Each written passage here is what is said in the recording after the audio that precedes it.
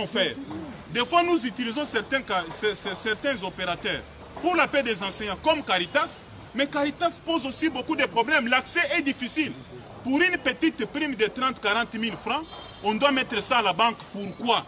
Et puis, ces épreuves-là, je dois l'avouer, ça touche également au social. Tous ceux qui surveillent là, ils se retrouvent un soir avec 30 000, 40, 70 000 francs.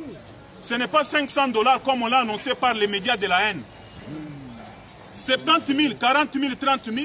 Mais quelqu'un peut prendre sa bière. Il peut s'acheter un poulet et manger. Ça touche également au social.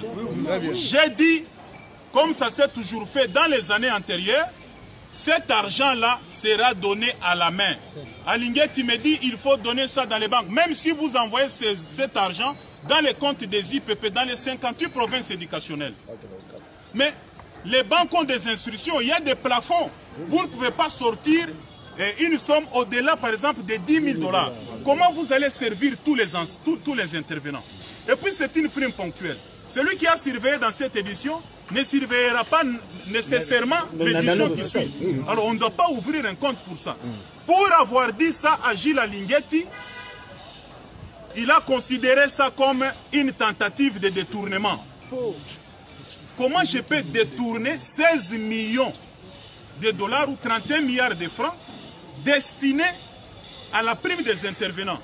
D'ailleurs, si vous ne le savez pas, le ministre des Finances a autorisé le paiement de cette somme-là, mais on n'a pas encore eu ce qu'on appelle l'OPI, qui nous permet d'aller à la banque. Cet argent n'est même pas encore disponible. Je suis avocat, professeur de droit.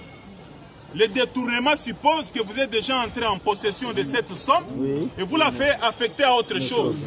La tentative voudrait dire aussi que vous êtes déjà entré en possession de cet argent, vous voulez l'affecter à autre chose et on vous a arrêté.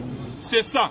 Mais si Alinguetti, le fait de proposer que ça aille dans les comptes en banque devient une tentative de détournement, je considère ça comme un dossier,